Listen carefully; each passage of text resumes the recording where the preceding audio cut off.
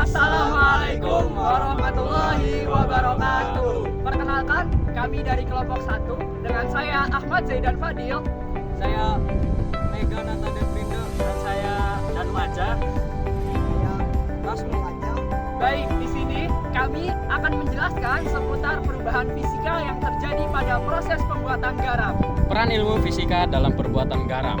Ilmu fisika memainkan peran penting dalam berbagai industri, termasuk industri pembuatan garam.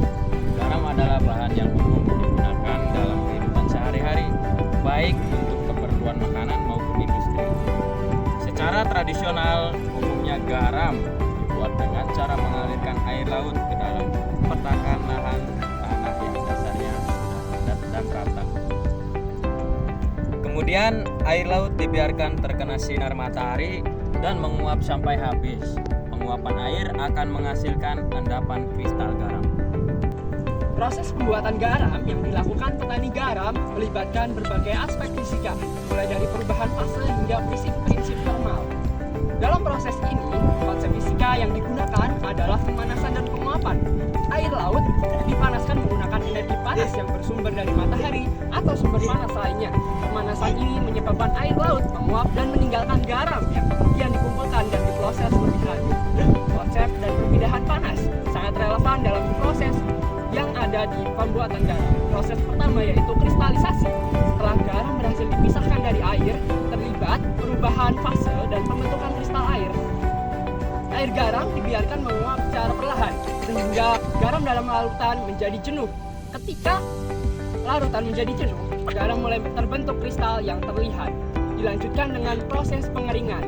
Proses pengeringan setelah kristalisasi dilakukan di mana garam masih mengandung sedikit air.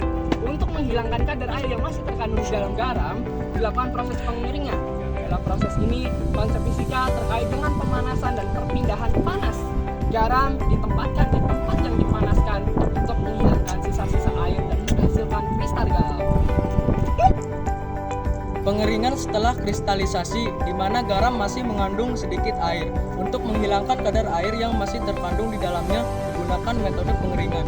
Dalam proses ini, konsep fisika terkait dengan pemanasan dan perpindahan panas. Garam ditempatkan di tempat kering dan dipanaskan untuk menghilangkan sisa. Garam laut umumnya dihasilkan melalui metode fisika, dengan penguapan air laut dan proses pengukuran serta pengendalian kualitas garam. Misalnya, dengan menggunakan spektroskopi, kita dapat mengidentifikasikan kandungan mineral dalam garam. Proses fisikanya memungkinkan garam untuk mempertahankan mineral dan jejak elemen penting yang terkandung di dalam. Perlu ingat bahwa metode fisika bukanlah satu-satunya cara untuk memproduksi garam.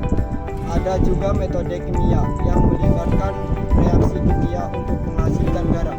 Dari uraian di atas dapat disimpulkan bahwa itu fisika memiliki peran yang penting dalam pembuatan garam.